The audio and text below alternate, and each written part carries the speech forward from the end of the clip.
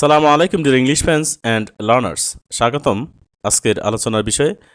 আজকে আলোচনা করব নবম দশম শ্রেণী 2025 শিক্ষাবর্ষের ইংরেজি প্রথম পত্র থেকে unit 2 climate change, lesson 2 environment pollution থেকে ওয়াটার পলিউশন টপিকটি। এর আগে এয়ার পলিউশন টপিকটি আমি আলোচনা করেছি। আজকে আলোচনা হবে ওয়াটার পলিউশন। আমার এই ক্লাসগুলো তৈরি করার মূল উদ্দেশ্য হচ্ছে ছাত্রছাত্রীদের কাছে ইংরেজি ল্যাঙ্গুয়েজকে সহজবোধ্য করা, সহজে যাতে তারা একটা টপিক বুঝতে পারে। শব্দ শব্দ অনুবাদ ইংরেজি থেকে বাংলা। ডিয়ার স্টুডেন্টস, তোমরা ইংরেজি বই নিয়ে পড়তে বসার আগে এই ভিডিওটি একবার দেখে নিবে, তাহলে তোমাদের আর পড়া বুঝতে কোনো সমস্যা হবে না। ওকে, আমরা এখন আলোচনা যাচ্ছি, সবাই সঙ্গে থাকো পুরো ভিডিওব্যাপী। ওয়াটার পলিউশন, পানি দূষণ। ওয়াটার পলিউশন, পানি দূষণ ক্যান অকার, ঘটতে পারে ইন ওশানস, সমুদ্রে, রিভার্স, নদীতে, লেকস, হ্রদে, ফন্ডস, পুকুরে, অ্যান্ড এবং আন্ডারগ্রাউন্ড রিজার্ভয়ার্স, ভূগর্ভস্থ ভাণ্ডারে। রিজার্ভয়ার্স হলো ভাণ্ডার। এখন এখানে একটা লক্ষণীয় বিষয় যে আমরা এখানে এতগুলো শব্দ পড়লাম, এই সবগুলো শব্দের আগে একটা ইন আছে, অর্থাৎ এখানে oceans noun, rivers noun, lakes noun, ponds noun, underground reservoirs এটাও নাউন। সবগুলো নাউনের আগে একটা ইন দিয়ে সবগুলোর আগে মধ্যে অর্থে আমরা এটাকে ধরে নিব। ওকে, আমরা জানি কোনো শব্দের আগে ইন থাকলে সেই শব্দের সাথে একার যুক্ত করলে এখানে ইন অর্থ বোঝা মধ্যে অর্থে এই একার ব্যবহার হয় অর্থ মিলানোর জন্য, অনুবাদ মিলানোর জন্য। এখন এরপরে অ্যাজ ডিফারেন্ট, যেহেতু অ্যাজ অর্থ হলো যেহেতু একটা কনজাংশন, এটা কমপ্লেক্স সেন্টেন্স। এ বাক্যটি ডিফারেন্ট ওয়াটার সোর্সেস, বিভিন্ন পানির উৎস, প্রবাহিত হয় টুগেদার, একসাথে। দ্য পলিউশন ক্যান স্প্রিড, পলিউশন অর্থ দূষণ, ক্যান স্প্রিড ছড়িয়ে পড়তে পারে, এটা নিশ্চিত। ক্যান মানে 100% নিশ্চিত, ছড়িয়ে পড়তে পারে। ইজিলি অ্যান্ড কুইকলি, সহজে এবং দ্রুতগতিতে। Easy and quickly adverb. Dear students, এখানে লক্ষ্য করো যে এই যে ফ্ল এখানে ভার্ব প্রেজেন্ট ফর্ম, এই জন্য বাক্যটি প্রেজেন্ট সিম্পল টেন্স। আর পরে ক্যান স্প্রিড, আমরা জানি ক্যান একটি মডেল ভার্ব, এটা বর্তমান এবং ভবিষ্যৎকে ইঙ্গিত করে, ছড়িয়ে পড়তে পারে। কাজে এই বাক্যটি আমরা বর্তমান বা ভবিষ্যৎ দুটোই ধরে নিতে পারি। আবার ক্যানে পরে প্রেজেন্ট ফর্ম ব্যবহার হয়, এটা একটা লক্ষণীয় বিষয়, এটা একটা রাইট ফর্ম ভার্বের আলোচনা, এই যে। ওকে, আর সেন্টেন্স যদি আমি বলি, এই বাক্যটি কমপ্লেক্স সেন্টেন্স, যেহেতু অ্যাজ দিয়ে দুটো বাক্যকে এখানে দুটো বাক্য অ্যাজের মাধ্যমে যুক্ত হয়েছে। আমরা জানি যে বাক্যে অ্যাজ ব্যবহার হবে সে বাক্যটি কমপ্লেক্স সেন্টেন্স হবে। তাহলে আমরা বুঝতে পারলাম এই বাক্যটি প্রেজেন্ট সিম্পল টেন্স। আবার ক্যান পরে বাক্যটি ক্যান স্পিডের প্রেজেন্ট সিম্পলও হতে পারে, ফিউচারও হতে পারে। এরপরে causes of water pollution. Water pollution মানে পানি দূষণের, ওয়াটার পলিউশন মানে পানি দূষণ, আর যেহেতু তার আগে অব আছে তাহলে আমরা বলবো পানি দূষণের, অব অর্থ হলে এর।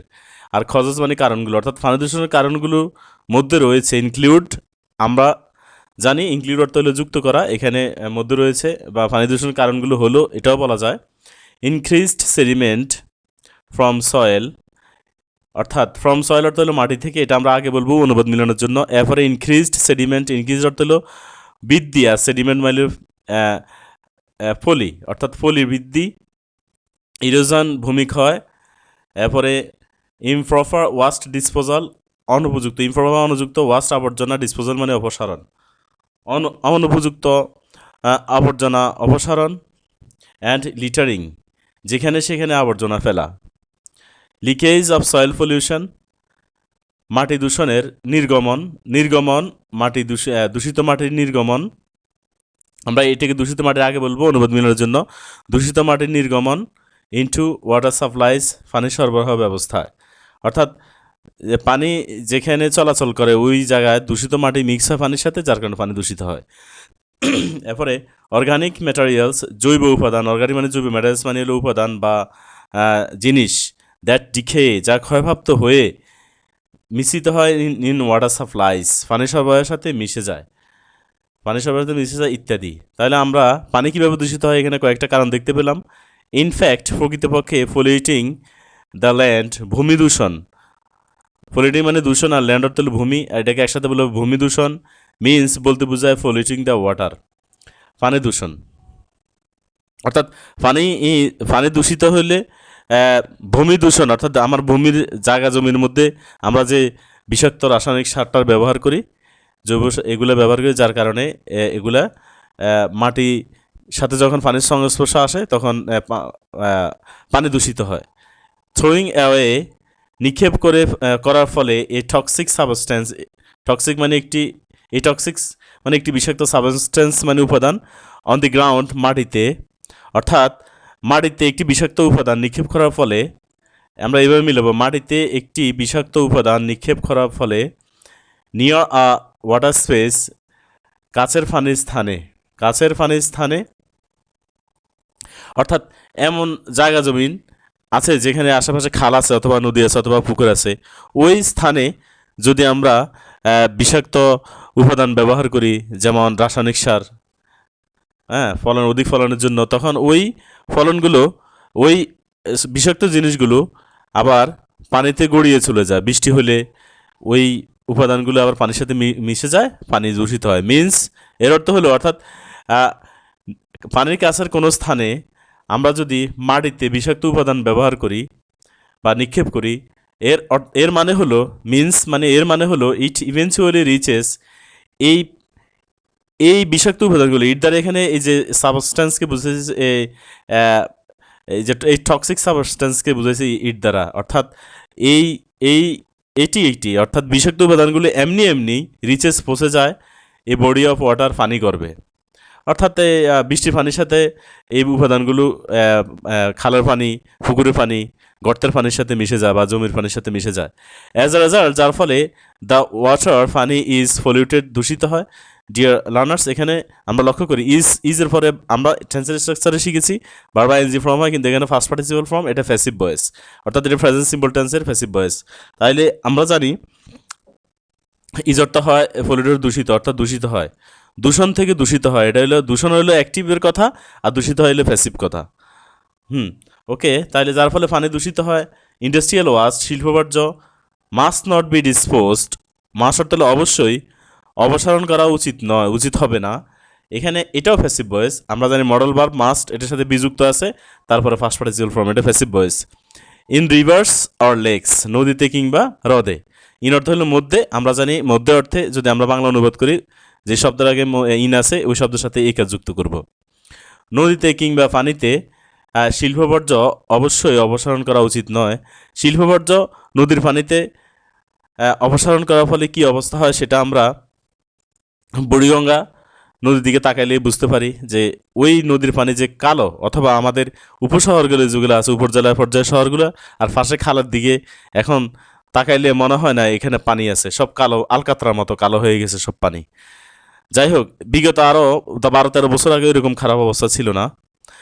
ওকে, উই নিড টু বি, আমাদের প্রয়োজন হওয়া, নিরর্থ প্রয়োজন, টু বি হওয়া, আমাদের হওয়া প্রয়োজন, একসাথে বললে মোর কেয়ারফুল, আরও বেশি সতর্ক, অ্যাবাউট ডিসপোজিং হাউজহোল্ড ওয়াস্টস টু, অর্থাৎ এখানে আমি একসাথে যদি মিলে অর্থ বলি তাহলে অর্থটা মিলবে না। আমরা আগে বলবো বসত বাড়ি, হাউজহোল্ড ওয়াস্ট, আবর্জনা, অর্থাৎ বসত বাড়ির আবর্জনা, ডিসপোজিং মানে ফেলার, আর অ্যাবাউট অর্থ সম্পর্কে বা ব্যাপারে, আর এই যে টু অর্থ হলো ও, তাহলে আমরা এই টু এর অর্থটা ব্যাপারের সাথে এটার সাথে যুক্ত করে দিলাম অনুবাদ মিলানোর জন্য। তাহলে এটা অর্থ দাঁড়াইলো বসত বাড়ির আবর্জনা ফেলার ব্যাপারেও আমাদের আরও বেশি সতর্ক হওয়া প্রয়োজন। এরপরে কি বলছে আমরা দেখি, ইউজ অফ পেস্টিসাইডস, কীটনাশকের ব্যবহার। ও এখানে একটি গ্রামার আছে, অ্যাবাউট হলে প্রেপোজিশনের পরে যদি কোনো ভার্ব ব্যবহার হয়, ডিসপোজ অর্থাৎ অপসারণ করা, নিক্ষেপ করা, তাহলে সেটা আইএনজি ফর্ম হবে। এখানে ডিসপোজিশন আইএনজি ফর্ম হয়েছে এই যে অ্যাবাউট প্রেপোজিশনটার পরে ব্যবহার হওয়ার কারণে। ওকে, এরপরে ইউজ অফ পেস্টিসাইডস, কীটনাশকের ব্যবহার। এই যে অফ পেস্টিসাইড হলো কীটনাশক, যেহেতু তার আগে অব আছে এই জন্য আমরা এটাকে উচ্চারণ করবো কীটনাশকের, অর্থাৎ কীটনাশক সাথে একা দিয়ে যুক্ত করবো, তাহলে অনুবাদ মিলবে। ব্যবহার, ইউজ এখানে নাউন হিসেবে ব্যবহার হয়েছে। এরপরে মিন্স বলতে বোঝায় যে, দ্যাট যে, হয় ইট রেঞ্জ, যখন বৃষ্টি হয়, অর্থাৎ আমরা জমিতে যদি কীটনাশক ব্যবহার করি, ব্যবহার করার পরে যখন বৃষ্টি হয়। কেমিক্যালস ইউজড, রাসায়নিকগুলো, কেমিক্যাল রাসায়নিকগুলো ইউজড যা ব্যবহার হয় বা করা হয় দ্য লন অর গার্ডেন উঁচু মাঠ বা বাগানে, অর্থাৎ জায়গা জমিন বা বাগান বুঝেছে, বাগানে যখন আমরা রাসায়নিক ব্যবহার করব ওই ব্যবহৃত রাসায়নিকগুলো ওয়াশ তখনই ধুয়ে চলে যায়, ওয়াশ মানে হলো ধৌত করা, ধুয়ে চলে যায় ইনটু দ্য ওয়াটার বডিজ পানি গর্ভে, অর্থাৎ ইনটু অর্থ হলো মধ্যে, আমরা জানি যে চলমান অবস্থায় মধ্যে, এখন পানিগুলো তো গড়িয়ে গড়িয়ে পানির সাথে মিশে যায়, এই জন্য এখানে ইনটু ব্যবহার হয়েছে, পানি চলমান থাকে আর কি, পানির প্রবাহ এখানে বোঝানো হয়েছে। বডিজ মানে আমরা তো শরীর, কিন্তু এখানে পানি গর্ভ বোঝাইছে ওয়াটার বডি। ওকে, দেয়ারফর অতএব উই মাস্ট বি আমরা অবশ্যই হব, মাস্ট অর্থ অবশ্যই বিরত হওয়া, অ্যাওয়ার অফ সতর্ক, দ্য ডেঞ্জার্স বিপদ সম্পর্কে, অফ ইউজিং পেস্টিসাইডস কীটনাশক ব্যবহারের। যে লার্নার্স এখানে এই যে আমরা আরেকটা জিনিস লক্ষ্য করি, অবের পরে যদি কোনো ভার্ব ব্যবহার আসে সেটা আইএনজি ফর্ম হবে, আবার আমরা প্রমাণ পাইলাম এর আগে অ্যাবাউটের পরে, এই যে অ্যাবাউটের পরে ভার্ব আসছে ডিসপোজ, এটা আইএনজি ফর্ম হয়েছে। ওকে, পেস্টিসাইডস অর্থাৎ কীটনাশকের ব্যবহারের বিপদ সম্পর্কে আমরা অবশ্যই সতর্ক হব, অ্যাস যেহেতু দে মে পলিউট সেই কীটনাশকগুলো, এখানে দিয়ে দ্বারা এখানে কীটনাশককে বোঝানো হয়েছে, পেস্টিসাইডস অর্থাৎ কীটনাশককে বোঝানো হয়েছে, যেহেতু কীটনাশকগুলো দূষিত করতে পারে আওয়ার রিভার্স আমাদের নদীগুলোকে, খালগুলোকে এবং হ্রদগুলোকে। ডিয়ার লার্নার্স, তাহলে আমরা এই আজকের আমি আলোচনা করলাম পানি দূষণ সম্পর্কে আমাদের মেন বই থেকে ইউনিট 2 লেসন 2 এনভায়রনমেন্ট পলিউশনের পানি দূষণ অংশটি আজকে আমি আমার ভিডিওতে শব্দ শব্দ অনুবাদ করে বুঝিয়ে দিয়েছি। আশা করি তোমরা এই ভিডিওটি দেখলে দেখার কারণে তোমাদের পড়াটি বুঝতে অনেক সুবিধা হয়েছে। আর তাছাড়া এই যে এনভায়রনমেন্ট পলিউশন আমাদের প্যারাগ্রাফে আসে, রচনা আসে, ডায়লগে আসে, হ্যাঁ, অর্থাৎ এটা একটা গুরুত্বপূর্ণ টপিক, এটা বইতে যেভাবে দেওয়া আছে হুবহু মুখস্থ করে ফেলা উচিত সবার, বুঝে বুঝে অর্থ সহকারে বানান করে। ওকে, পরবর্তী ভিডিওতে আবার আমি আলোচনা করব এই যে এখানে সয়েল পলিউশন সম্পর্কে, দেখার অগ্রিম আমন্ত্রণ রইল।